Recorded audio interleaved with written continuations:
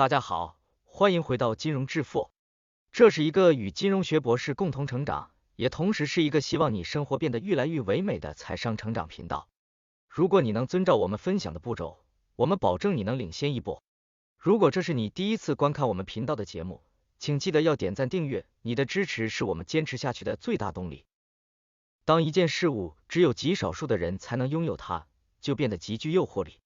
关于财富，在世界上80%的财富掌握在20%的人手中，财富的分配极度不均。但无论是拥有很多财富，还是拥有不多的财富，大多数人都希望能拥有更多。我们追逐财富，因为财富不仅仅是一个数字，它代表着更多的东西，与拥有的数量直接或间接的相关。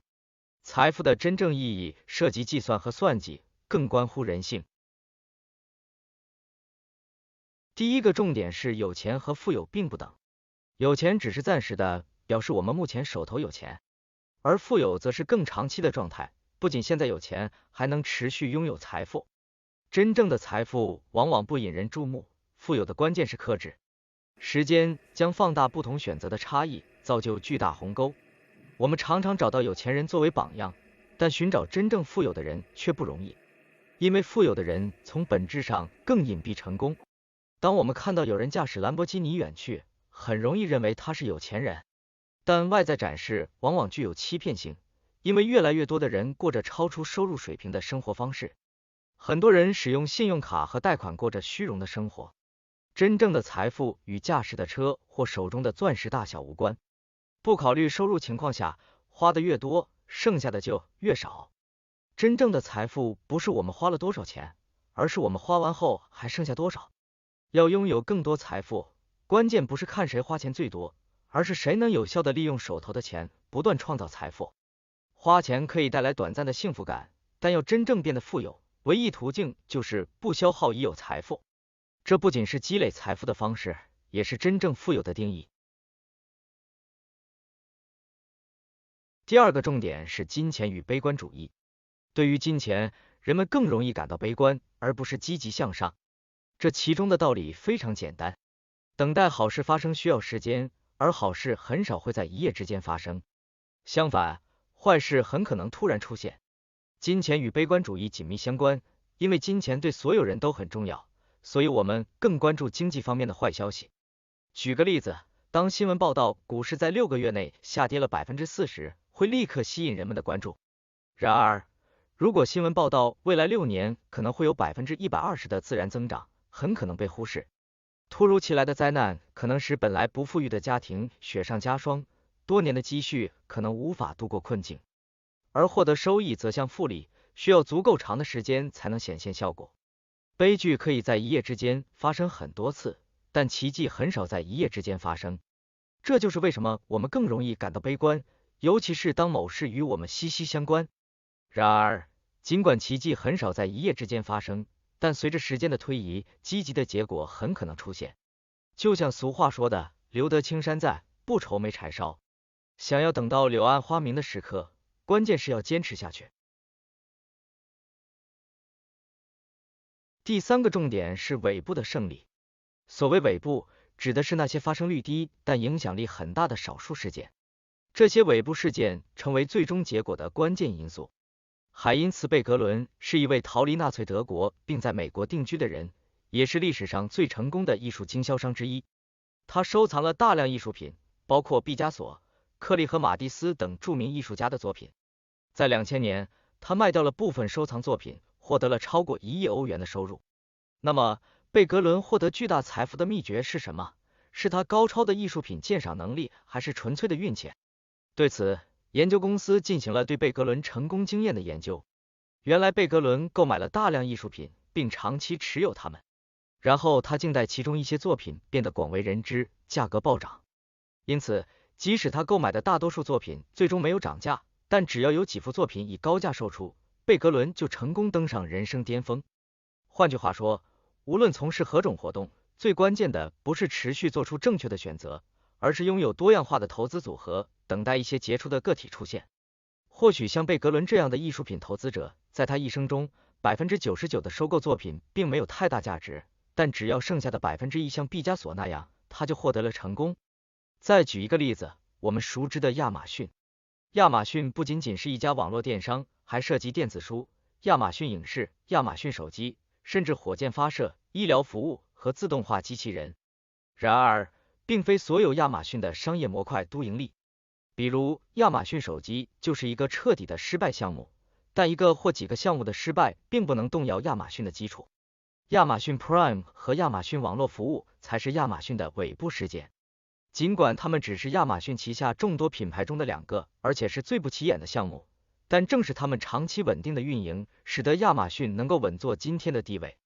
沃伦·巴菲特拥有近500只股票，然而给他带来巨大收益的只有10只左右。即使是最优秀的股票交易者，也无法保证每只股票都能稳赚不赔。再有才能的领袖，也不能确保每个决策都是正确的。因此，在投资时，我们可以按照尾部成功的思路来管理自己的投资组合。关键是掌握尾部事件的成功思维，这不仅有助于构建投资组合，还有助于培养稳定的情绪核心。第4个重点是真实的价格。当我们想要拥有一辆车时，可能会面临3个选择。第一选择是购买一辆全新的车，投入较高，但它提供更好的使用体验和潜在价值。第二选择是购买一辆二手车，初始投入较低，但使用体验和剩余价值有限，适合经济实惠。第三选择是去偷一辆车，几乎不需要投入，通过不劳而获来拥有汽车。然而，这样做的风险极高，被抓后将面临严重后果。我们相信，在头脑清醒的情况下，没有人会做出这第3个选择。那将购车比作选股票，购买全新车类似于投资高风险高回报的股票，购买二手车类似于投资低回报但较安全的理财产品，而去偷车则类似于投资失败的 P2P 产品，是传销骗局，是想要不劳而获，是想要在市场空手套白狼。然而，尽管我们在讨论购车时大家都知道不要去偷车，都知道风险与收益是成正比的，但当涉及到金钱时，总有一些人会忘记这最基本的常识。正常的投资操作意味着我们要承担市场波动的风险，我们购买的不仅仅是投资品的价格，还包括伴随而来的风险。试图以最小的代价换取最高的收益，与试图通过偷车来拥有一辆车的心态是相同的。这样的行为不会给我们带来稳定的财富，只会导致更彻底的失败。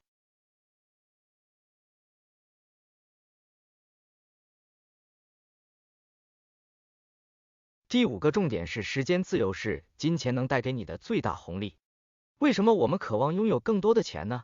你可以暂停一下视频，思考一下这个问题，然后在评论区与大家分享你的答案。我们追求金钱的理由可能各不相同，但在追求更高的薪水、更高的社会地位、更大的房子和更快的车子时，我们的目标归结为一个简单的愿望：过上更幸福的生活。而金钱能够带给我们的最大幸福，就是能够自由地选择自己想做的事情，或者不做不想做的事情。金钱的内在价值在于赋予我们掌控时间的能力。时间的自由是财富能够给你带来的最大回报。为了追求物质财富，许多人努力工作，即使他们已经有很高的收入，仍然不停地加班加点。然而，时间的灵活运用是我们无形的财富，因此我们应该创造更多自由的时间。在更自由的时间里，我们才能更好地发挥创造力。过度追求金钱而忽视享受生活，会使人生变得像一个漏水的桶。无论我们不断往里灌水，桶始终无法装满。第6个重点是运气与风险。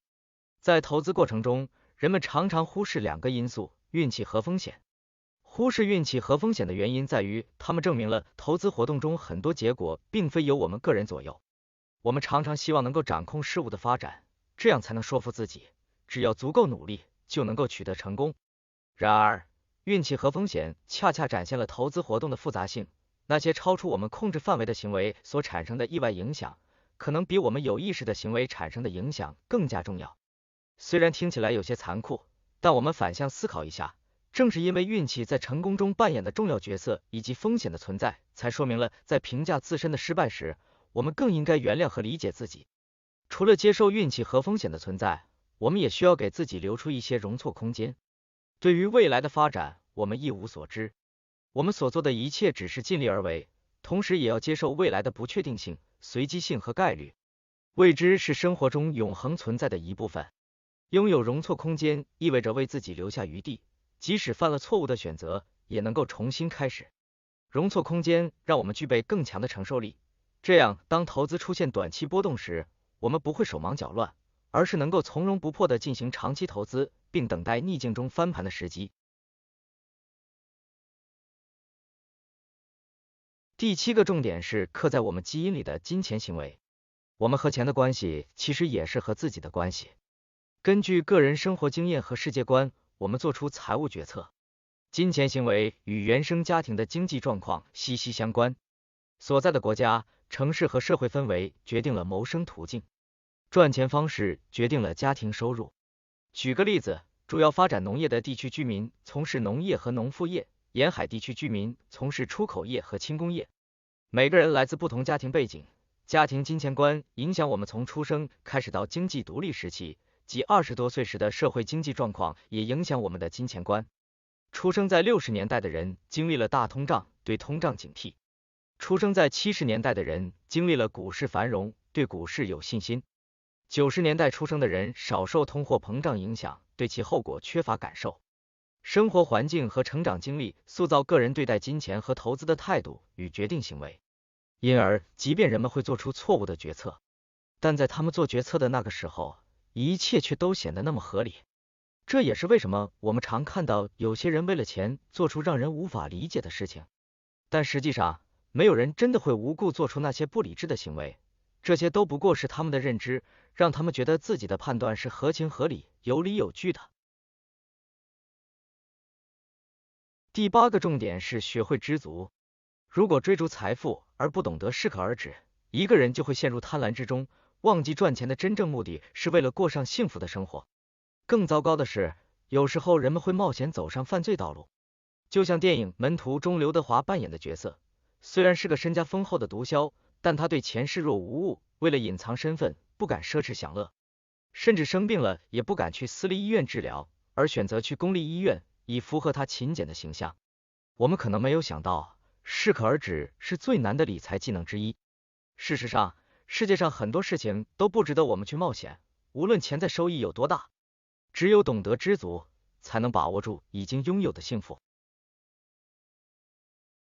那么，我们本期的财商节目到这里就结束了。希望这期的节目也一如既往，让你对看待这个世界的方式多了一些新的角度和思路。不要忘记给我们点赞和订阅哦。您的支持是我们做下去的最大动力。这里是金融致富，我们很快又会再见了。